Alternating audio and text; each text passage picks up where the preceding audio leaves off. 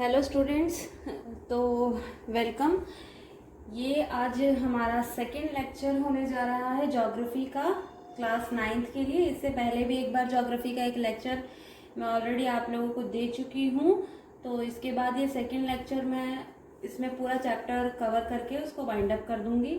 और इसके लिए मैंने पहले चैप्टर में से भी कुछ कंटेंट जो हैं वो आपके लिए इसमें रख दिए हैं, ताकि आपको प्रीवियस नॉलेज से इस नॉलेज में कोई प्रॉब्लम ना क्रिएट हो सके। ठीक है, तो आप अच्छे से समझ पाएंगे इसको, क्योंकि मैंने थोड़ा सा लास्ट टॉपिक से भी कंटेंट इसमें ले लिया है और ओवरऑल मैंने पूरा इसमें ये चैप्टर जो है उसे कवर कर दिया है। ठीक है, तो जो हमने ये चैप्टर पढ़ा था तो ये basically India size and location से रिलेटेड था कि इंडिया का साइज और लोकेशन क्या है, जिसके बारे में हम कंप्लीट नॉलेज ले चुके थे। ऑलमोस्ट साइज और लोकेशन तो हम पढ़ ही चुके थे। ठीक है, और उसके बाद हम इसमें बाकी कंटेंट भी देख लेंगे, जैसे इंडिया के नेबर्स के बारे में भी जान लेंगे। ठीक है, और इस चैप्टर में और कौन कौन से इम्पॉर्टेंट पॉइंट्स आते हैं वो भी हम इसमें जानेंगे। फिर इंडिया टू दी वर्ल्ड भी हम यहाँ पर थोड़ा सा कंपेयर करेंगे।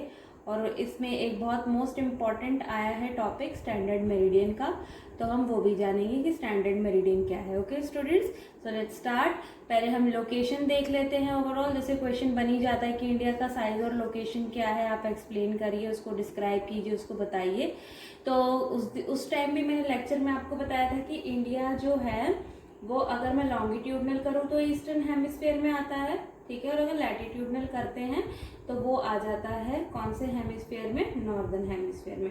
तो आप ऊपर लोकेशन देख ही रहे हैं, वहां पर लिखा ही हुआ है कि इंडिया जो है वो नॉर्दर्न हेमिस्फीयर में आता है और उसका लैटिट्यूडनल और लॉन्गिट्यूडनल दोनों जो है वो उसमें मार्केशन लिखा हुआ है। 8 degree 4 minute north and 37 degree 6 minute north latitude से आता है, और लॉन्गिट्यूड में हो गया 68 degree 7 minute east and 97 degree 25 minute east. ठीक है, उसके बाद लोकेशन में सेकंड पॉइंट है कि divided by Tropic of cancer.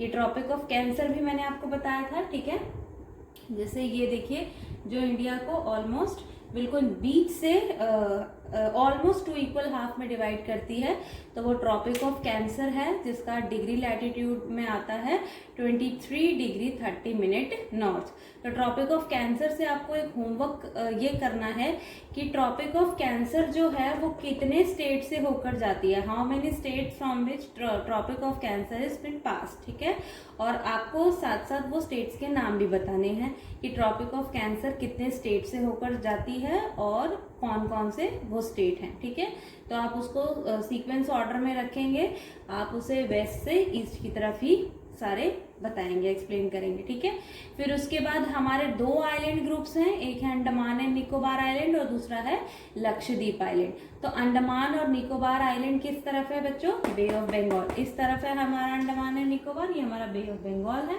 ठीक है, और लक्षद्वीप किस तरफ है, अरेबियन सी की तरफ। ठीक है, तो ये हमारे 2 आइलैंड ग्रुप्स भी इसमें कवर हो जाते हैं। तो ये हो गई इंडिया की लोकेशन। साइज में देखते हैं तो इंडिया का टोटल साइज में अगर एरिया है तो वो है 3.28 मिलियन स्क्वायर किलोमीटर, और वर्ल्ड में इसके टोटल एरिया का परसेंटेज दे रखा है 2.4%। भारत जो है वो 7th largest country in the world आता है। प्रीवियस लेक्चर में मैंने आपसे पूछा भी था कि बाकी जो आगे 6 लार्जेस्ट कंट्रीज हैं वो कौन कौन सी हैं, वो आपको बताना है। इंडिया जो है अपने टोटल एरिया साइज की वजह से 7वें नंबर पर आता है। ठीक है, इंडिया की लैंड बाउंड्री भी मैंने आपको अच्छे से बताई थी, यहाँ से सारा डॉट डॉट डिमार्क करके आपको बताया था। 15,200 किलोमीटर है, और कोस्टल लाइन जो है, कोस्टल लाइन में इंक्लूडिंग लक्षद्वीप एंड अंडमान निकोबार। ठीक है, सॉरी, लक्षद्वीप और अंडमान निकोबार भी है इसमें, 7,516.6 किलोमीटर है। ठीक है, तो ये इंडिया का साइज हो जाता है। अब हम बात करते हैं इंडिया के नेबर्स की, जो भारत के पड़ोसी देश हैं। ठीक है, स्टेट्स और यूटीज कितनी है वो आप खुद अपने होमवर्क में करेंगे। ठीक है, इसलिए मैंने उसको क्वेश्चन मार्क में रख दिया है। उसके बाद मैं नेबर्स आपको डायरेक्शन वाइज बता रही हूँ। ठीक है, NW का मतलब हो गया नॉर्थ वेस्ट। नॉर्थ वेस्ट यानी कि सब जानते हो, ये होता है हमारा ईस्ट, ये होता है वेस्ट, ये होता है नॉर्थ और ये होता है साउथ। तो नॉर्थ वेस्ट में हमारी 2 नेबरिंग कंट्रीज हैं, यहाँ तो हमारे बॉर्डर पे पाकिस्तान आ जाता है और उसके ऊपर अफगानिस्तान आ जाता है, ठीक है, वही मैंने लिखा है। फिर आते हैं हम अपने नॉर्थ की तरफ, ये हमारा नॉर्थ जोन है। तो नॉर्थ में हमारी नेबरिंग कंट्रीज है, सबसे पहले चाइना है, उसके बाद नेपाल है और भूटान है, ठीक है, तो ये तीनों इधर ही आ जाते हैं हमारे। फिर आते हैं हम ईस्ट की तरफ, तो ईस्ट में हमारे दो नेबरिंग कंट्रीज हैं, यहाँ तो आप जानते हैं बांग्लादेश है और इधर वाले बॉर्डर पर हमारा म्यांमार है। तो ये हो गई हमारी ईस्ट नेबरिंग कंट्रीज। और जगह नहीं थी तो बच्चों मैंने यहाँ मेंशन किया है कि जो हमारे साउथ के नेबरिंग कंट्रीज हैं वो है इस साइड, तो आपको श्रीलंका दिख गया है, ये रहा श्रीलंका, और यहाँ बिल्कुल कॉर्नर में इधर जाकर हमारे साउथ में आते हैं मालदीव, ठीक है। मालदीव एक आइलैंड कंट्री है, ये बिल्कुल ध्यान रखना कि अगर ऐसा कोई क्वेश्चन पूछता है कि इंडिया का एक आइलैंड नेबर कंट्री कौन सा है, तो वो आपको बताना है मालदीव, ठीक है। ये हो गया, तो हमने नेबर्स भी अपने पढ़ लिए हैं। इसके बाद आपको बच्चे बहुत इंपॉर्टेंट बात यहाँ मैं बताना चाहूँगी, ठीक है, अपने इंडिया और श्रीलंका से रिलेटेड, ठीक है। ये आप मैंने यहाँ श्रीलंका बनाया है, ठीक है। तो आपने देखा होगा कि बहुत ही थ्रेड लाइक एक लाइन जो होती है वो श्रीलंका से इंडिया को ऐसे जोड़ती है। अगर आप मैप को अच्छे से देखेंगे ना, बिल्कुल पतली सी छोटी सी लाइन जो है थ्रेड जैसी, वो इंडिया और श्रीलंका से ज्वाइंट होती है। तो ऑलमोस्ट हम देखें तो श्रीलंका और इंडिया ये दोनों सेपरेट हैं, तो इनको सेपरेट कैसे किया गया है, ठीक है, क्योंकि ज्योग्राफी पढ़ रहे हैं तो हमें नाम भी पता होने चाहिए। तो श्रीलंका सेपरेटेड फ्रॉम इंडिया, एक नैरो चैनल है, एक पतला सा दिखाई नहीं देता है लेकिन वो रास्ता बना हुआ है, ठीक है। तो वो दो नैरो चैनल्स हैं, एक को हम कहते हैं पाक स्ट्रेट और दूसरा है गल्फ ऑफ मन्नार, ठीक है, यानी कि मन्नार की खाड़ी और पाक स्ट्रेट दो ऐसे चैनल हैं जो इंडिया और श्रीलंका को अलग करते हैं, ठीक है। तो देखिए वर्ड है यहाँ पर स्ट्रेट और ये होता है गल्फ, इन दोनों का मीनिंग क्या होता है, ठीक है। तो स्ट्रेट जो होता है ना, जैसे कि यहाँ एक लैंड होगा, लैंड मास होगा, ठीक है, यहाँ पर भी एक लैंड मास होगा और बीच में होगा वाटर। तो बिल्कुल ऐसी है, यहाँ हमारा इंडिया लैंड मास है और यहाँ श्रीलंका लैंड मास है और बीच में जो वाटर बॉडी है तो उसको हम स्ट्रेट बोलते हैं। तो ये हो गया पाक स्ट्रेट। गल्फ ऑफ मन्नार का मतलब क्या हुआ, गल्फ कहते हैं खाड़ी को, ठीक है, खाड़ी मतलब जो ऐसे थोड़ी गुफा जैसी शेप बनाती है उसको गल्फ कहा जाता है। वो इसमें ऐसा दिखेगा तो नहीं, लेकिन अगर आपसे पूछा जाए कि वो कौन से नैरो चैनल्स हैं जो श्रीलंका और इंडिया को सेपरेट करते हैं, तो आप बताएंगे पाक state and gulf of Mannar, ठीक है। अब एक और इम्पॉर्टेंट चीज़ आती है, एक वर्ड आता है पेनिनसुला, ठीक है। मैंने उसका डेफिनेशन यहाँ नहीं लिखा है, आप 6th क्लास से ही आप इसका मीनिंग जानते हुए आएंगे, लेकिन यहाँ मैंने एक थोड़ा सा ना हिंट आपको ज़रूर दे दिया है। आप इसका डेफिनेशन खुद लिखेंगे, मीनिंग आप खुद बनाएंगे। पेनिनसुलर वो होता है कि एक ऐसा लैंड मास, ठीक है, जो 3 साइड से वाटर बॉडी से घिरा हुआ होता है, ठीक है, यानी कि उसके 3 साइड, ऊपर उसका लैंड मास ही होता है लेकिन बाकी की तीनों साइड्स में क्या रहेगा, वाटर रहेगा, उसको पेनिनसुलर कहते हैं, ठीक है। तो ये भी आपको क्लियर हो जाता है। अब हम आते हैं इस चैप्टर से इम्पॉर्टेंट बातें कौन कौन सी हमें सीखनी और समझनी है। तो लास्ट वीडियो लेक्चर में मैंने आपको इंदिरा पॉइंट को मेंशन करवाया था ना, मैंने आपको बताया था कि अंडमान एंड निकोबार में एक हमारा बिल्कुल सदर्न मोस्ट पॉइंट है जिसे हम बोलते हैं इंदिरा पॉइंट, ठीक है। तो ये सबमर्ज हो गया था 2004 सुनामी में। ये एक बहुत अच्छी और इम्पॉर्टेंट इन्फॉर्मेशन है आपके लिए, ये आपको जानना बहुत ज़रूरी है, ठीक है। अगली इसमें एक इम्पॉर्टेंट बात इस चैप्टर में ये भी बताई गई है कि अगर आप वर्ल्ड को देखो, ठीक है, वर्ल्ड मैप देखो, तो अगर मैं यहाँ से इंडिया बनाती हूँ, ठीक है, थोड़ा रफली सा बनाऊंगी, और ये हमारा अफ्रीका है, अफ्रीका के ऊपर हमारा यूरोप है, ठीक है ना, और यहाँ हमारे सारे गल्फ कंट्रीज वगैरह आ जाती हैं, ठीक है ना। तो ये सारा, तो जब हम यहाँ पर ना बात कर रहे हैं एक स्वेज कैनाल की, ठीक है, वो स्वेज कैनाल ना यहाँ पर अफ्रीका और यूरोप और ये गल्फ कंट्रीज के बीच में ना एक रास्ता है जिसको स्वेज कैनाल का नाम दिया गया है। ये रास्ता जो है ना बच्चों, उसे 1869 में ओपन किया गया था, ठीक है। इसका जिक्र यहाँ पर क्यों किया गया है, 1869 में स्वेज कैनाल को ओपन इसलिए किया गया था क्योंकि आप सब जानते हैं ना कि बहुत सारी यूरोपियन कंट्रीज थी, वो भारत में ट्रेड करने के लिए आती थी और उनको रास्ता कौन सा चाहिए होता था, सी रूट चाहिए होता था। तो वो ना बच्चों यहाँ से मेडिटेरेनियन सी जो है वहाँ से ना ऐसे अफ्रीका से घूम के इधर को आते थे, तो उनको बहुत ज़्यादा ना डिस्टेंस कवर करना पड़ता था। तो 1869 में क्या हुआ, ये चैनल जो है ये रास्ता खोल दिया गया, और इस रास्ते को खोल देने से यूरोप और इंडिया में के बीच में कितने डिस्टेंस रिड्यूस हो गया था, 7000 किलोमीटर का जो डिस्टेंस है वो रिड्यूस हो गया। और उसके बाद तो जो दूसरी कंट्रीज को इंडिया में आने का जो रास्ता है वो बहुत ही आसान मिल गया बच्चों। 7000 किलोमीटर बहुत बड़ी चीज़ होती है, तो उससे जो है ट्रेड करने के लिए या अदर बहुत सारे फैक्टर्स हैं वो बहुत इजीली अवेलेबल हो गए इंडिया तक पहुंचने के लिए। ठीक है, तो एक बहुत इंपॉर्टेंट चीज़ ये थर्ड पॉइंट में क्लियर हो जाता है। फिर हमारा अगला जो इम्पॉर्टेंट पॉइंट है वो है प्रोविंसेस। ठीक है, या बिफोर 1947 की अगर हम बात करें तो भारत में ना 2 तरीके के स्टेट होते थे। आज तो ऐसा कोई नाम नहीं आता, सिर्फ स्टेट्स ही हम लोग बोलते हैं, यूपी स्टेट हो गया, पंजाब स्टेट हो गया।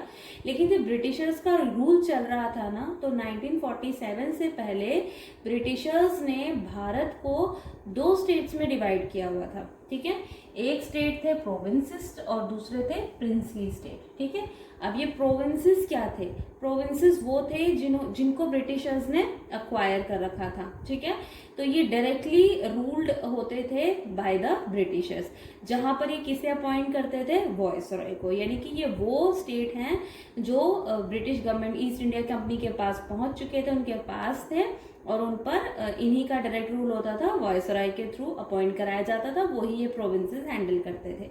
ठीक है, दूसरे हो गए प्रिंसली स्टेट जो राजे रजवाड़े होते हैं। ठीक है, तो प्रिंसली स्टेट अभी भी इंडिपेंडेंट थे। ठीक है, बिफोर 1947 जैसे कई तो उन्होंने कैप्चर कर लिए थे, आपने नाम सुना होगा, झांसी को कैप्चर किया, अवध को कैप्चर किया, तो कुछ प्रिंसली स्टेट को उन्होंने इंडिपेंडेंट छोड़ दिया था, जहां पर हमारे ही इंडियन लोकल रूलर्स का ही रूल होता था। ठीक है, तो ये इंपॉर्टेंट बात भी इस चैप्टर में मेंशन हुई है कि इंडिया 2 स्टेट्स में डिवाइड था, प्रोविंसेस और प्रिंसली। प्रोविंसेस पर ब्रिटिश गवर्नमेंट का रूल था और प्रिंसली स्टेट हमारे ही रूलर्स या जो हेरिडिटरी रूलर्स होते हैं उन्हीं का ही रूल होता है। ठीक है, इंडियन ओशन जानते हो सब। ठीक है, हमारे इंडिया के बिल्कुल साउथ में इंडियन ओशन है। ठीक है, तो ये एक ओशियन था। ठीक है, इस ओशियन का नाम इंडियन ओशन क्यों रख दिया गया, यानी कि उसको इंडिया का ही नाम क्यों दिया गया। तो बच्चे ये बहुत इंपॉर्टेंट चीज है कि इंडियन ओशियन को इस ओशन को इंडियन ओशन इसलिए कहा गया क्योंकि इसका सबसे ज्यादा जो इंडिया का पार्ट है ना वो इस ओशन में आता है। ठीक है, इस ओशन में सबसे ज्यादा इंडिया का पार्ट कवर होता है, इस वजह से इस ओशन का नाम पड़ गया है इंडियन ओशियन। ठीक है, तो ये बहुत बड़ा कंट्रीब्यूशन दिया इंडिया ने इसके नाम के लिए। अब आते हैं मोस्ट इम्पॉर्टेंट कि अभी तक तो हम सिर्फ इंडिया के बारे में जान रहे थे, अब आपको ये बताया जाएगा कि इंडिया ने वर्ल्ड को क्या दिया है, वर्ल्ड इंडिया को कैसे जानता है। ठीक है, तो हमारा एंशिएंट टाइम से, पुराने समय से ही, चाहे किसी भी कंट्री से हो या इंडिविजुअल हो, हमारे इंडिया में लोग आते जाते रहे हैं। ठीक है, चाहे वो लैंड रूट हो चाहे वो सी रूट हो, हर किसी रास्ते का प्रयोग किया गया है। चाहे वो रिलेशनशिप की बात हो या ट्रेड करने की बात हो, किसी भी फैक्टर में लैंड रूट और सी रूट्स का बहुत पुराने समय से ही यूज होता आया है।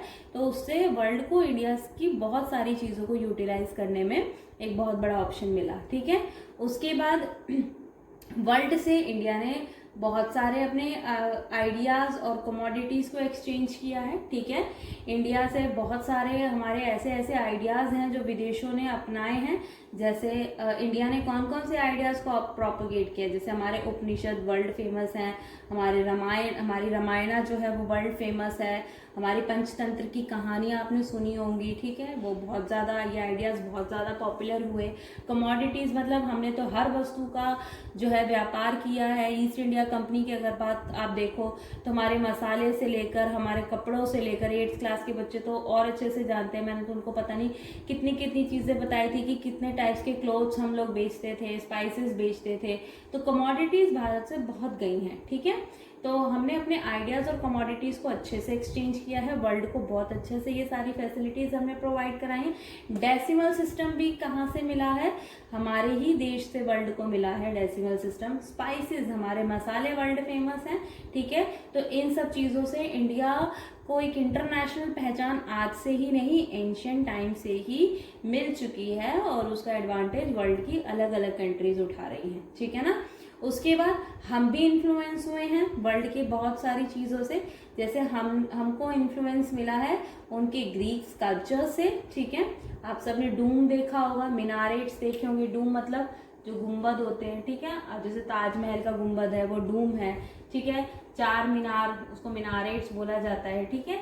तो ये सब हमारे आइडियाज से नहीं आया है, ये हमने वर्ल्ड के आइडियाज से इसको अपने कंट्री में अपनाया है, ठीक है। अब आते हैं बच्चों सबसे इम्पॉर्टेंट, क्योंकि बीच में टॉपिक था, मैं इसको बीच में नहीं लेना चाहती थी, ठीक है।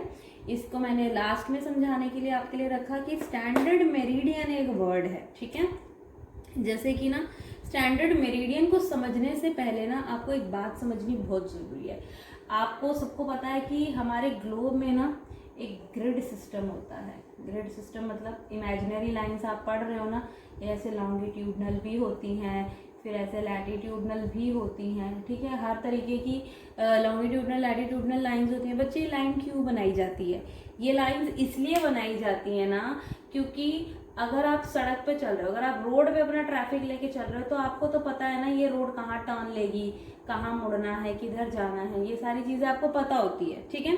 रेलवे से भी जा रहे हो तब भी आपको पता होती है। लेकिन अगर आप बाय एयर जा रहे हो, तो बाय एयर जाने से क्या आपको पता है कि आपको कहाँ टर्न लेना है? आपको पता है कि अब बाय एयर जाओगे तो कोई सड़क तो है नहीं, ना कोई रेल की पटरी है, ठीक है। तो जो हमारे एयरप्लेन्स है, जो हमारे एरोप्लेन्स है ना, वो कैसे मूव करेंगे, ठीक है। उनको आगे चलने के लिए कोई रास्ता तो चाहिए ना। तो उनका आपने नोटिस किया होगा कि जब प्लेन जब उड़ता है ना, ठीक है, तो प्लेन को उड़ने के लिए पायलट जो होते हैं ना, उनको ना डिग्रीज बताई जाती हैं, ठीक है। कि उनको लाइक 10 डिग्री ईस्ट में टर्न लेना है, 25 डिग्री वेस्ट में टर्न लेना है, 30 डिग्री नॉर्थ ईस्ट में टर्न लेना है। तो वो डिग्री से टर्न लेते हैं और उनको डिग्री से समझ में आता है कि उन्हें किस जगह पर जाना है, ठीक है ना। तो इसी वजह से जो हमारे एयरप्लेन्स होते हैं ना, वो अपनी अप्रोप्रिएट जगह पर लैंड होते हैं, तो उनके लिए डिग्री बहुत मैटर करता है। इसीलिए जो हमारी ग्लोब है ना, उनमें ऐसी जो ये डिग्रीज हैं, लाइन जो हैं, वो बनाई गई हैं, क्योंकि उससे हमारे एयरप्लेन्स को उड़ने में काफ़ी सहायता मिलती है, ठीक है। तो ये जो लॉन्गिट्यूडनल लाइंस है ना बच्चों, इसका बहुत बड़ा मैटर है, ठीक है। क्योंकि एक लॉन्गिट्यूडनल लाइन से दूसरी लॉन्गिट्यूडनल लाइन तक जाने पे ना 15 मिनट का डिफरेंस आ जाता है। कितने मिनट का डिफरेंस आता है? 15 मिनट का डिफरेंस आ जाता है। तो अगर आप इंडिया का मैप देखोगे ना, तो इंडिया के मैप में ना यहाँ से लेकर के पूरे यहाँ तक क्रॉस करते हुए ना हमारे पास 8 लॉन्गिट्यूडनल लाइंस हैं। 1 2 3 4 5 6 7 8 8 लॉन्गिट्यूडनल लाइंस हो गई। तो हमारे 15-15 मिनट के हिसाब से कितने मिनट का डिफरेंस आ गया? मिनट नहीं, घंटों का डिफरेंस आ जाता है। 2 घंटे का डिफरेंस आ जाता है, ठीक है। 2 घंटे का डिफरेंस मतलब अब यहाँ पे टाइम कुछ और 2 घंटे बाद का होगा और यहाँ पे टाइम 2 घंटे पहले का। ऐसा क्यों बोल रही हूँ? क्योंकि सूरज ईस्ट में पहले निकलता है, तो ईस्ट में टाइम सबसे आगे होगा और वेस्ट में टाइम पीछे होगा। तो अब हमारा ईस्ट और वेस्ट पूरे 2 घंटे के डिफरेंस पे चल रहा है, ठीक है। तो अगर मैंने गुजरात से कोई जहाज उड़ाया, ठीक है, वो अरुणाचल प्रदेश तक जाने वाला है, तो यहाँ तो अरुणाचल प्रदेश में तो 2 घंटे पहले, मान लो कि मैंने गुजरात से एक प्लेन उड़ाया था सुबह के 10 बजे, ठीक है, मॉर्निंग 10 AM पे उड़ाया है, तो अरुणाचल प्रदेश में क्या टाइम हो रहा होगा? 2 घंटे आगे चले आओ आप लोग, ठीक है, 8, ठीक है, 8 AM, यानी कि अरुणाचल प्रदेश में सुबह के 8 बज रहे होंगे और गुजरात में सुबह के 10 बज रहे थे। तो हो गया ना टाइम डिफरेंस।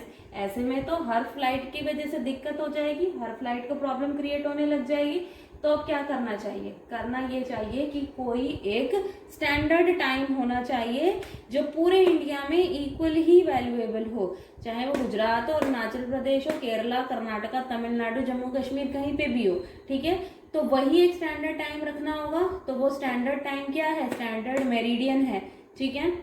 वो स्टैंडर्ड मेरिडियन कहाँ से लिया जाएगा, जो इंडिया को इक्वल हाफ में डिवाइड करेगा। ठीक है, तो अब आपको डिसाइड करना है कि इंडिया का आधा आधा लॉन्गिट्यूडनल इक्वल हाफ कैसे होगा। वो इक्वल हाफ मैंने यहाँ बनाया है। ठीक है, जो 82 डिग्री 30 मिनट ईस्ट है, ये मिर्जापुर यूपी से बाइसेक्ट होता है। ठीक है, यही सेम टाइम लिया गया है और इस लाइन पर जो टाइमिंग होगी वही टाइम होल कंट्री के लिए एप्लीकेबल होगी। सभी कंट्री, पूरी कंट्री को, इंडिया को वही एक टाइम लेना होगा, चाहे वो गुजरात है, चाहे वो महाराष्ट्र है, तमिलनाडु है, केरला, कर्नाटका, आंध्र प्रदेश, कोई सा भी, अरुणाचल प्रदेश, कोई सा भी स्टेट हो, वो वही टाइम फॉलो करेगा। ये टाइम गैप अरुणाचल प्रदेश से गुजरात तक 2 घंटे का हो जाता है और इसको लैटिट्यूडनल एक्सटेंट की वजह से ये किया, जो मैंने आपको यहाँ पे ये लाइंस समझाई हैं। इसीलिए एक स्टैंडर्ड मेरिडियन टाइम लिया गया है, वो है मिर्जापुर के लिए। ठीक है, तो ये तो हो गया हमारा इंडिया का स्टैंडर्ड टाइम। ऐसे तो इंटरनेशनल फ्लाइट भी उड़ती हैं, तो इंटरनेशनल फ्लाइट का भी तो कोई स्टैंडर्ड टाइम होना चाहिए। अब हमारा इंडिया से जहाज उड़ा है, लंदन पहुंचना चाहता है, ठीक है, तो उसको भी तो कोई टाइम देना पड़ेगा ना। तो वर्ल्ड का भी एक अपना टाइम है, सब जानते होंगे, जो लंदन के ग्रीनविच से पास होता है, क्योंकि लंदन की जो ग्रीनविच लाइन है ना, वो 0 डिग्री मेरिडियन पे आती है। ठीक है, तो इस लंदन के ग्रीनविच पर जो, इसी को GMT बोलते हैं, ग्रीनविच मीन टाइम, तो 0 डिग्री पर जो टाइम होगा ना बच्चों, वो इंटरनेशनल टाइम बन जाता है। चाहे किसी भी कंट्री का कोई भी समय हो, वो जिस भी टाइम पर अपना जहाज उड़ा रही है, उसे लंदन के GMT टाइम के हिसाब से ही अपनी फ्लाइट की टाइमिंग को कैलकुलेट करना पड़ता है। ठीक है ना, तो ओवरऑल ये पूरा चैप्टर जो है वो यहाँ क्लियर हो जाता है। आई होप कि आपको इसमें कोई डाउट नहीं होंगे। अगर आपको कोई भी डाउट है तो उसे कमेंट सेक्शन में ज़रूर लिखिए, आपको जो चीज़ नहीं समझ में आई है। अगर आप चाहते हैं कि आप कोई टॉपिक ऐसा है जिसे आप दोबारा समझना चाहते हैं, ठीक है, या आपको कोई भी लिटिल बिट डाउट हो जाता है, तो आप उसे कमेंट सेक्शन में ज़रूर लिखिए। हम उसे पढ़ते हैं और आपकी प्रॉब्लम को ज़रूर सॉर्ट आउट करने की कोशिश करेंगे। ठीक है, thanks for listening me, thank you so much students.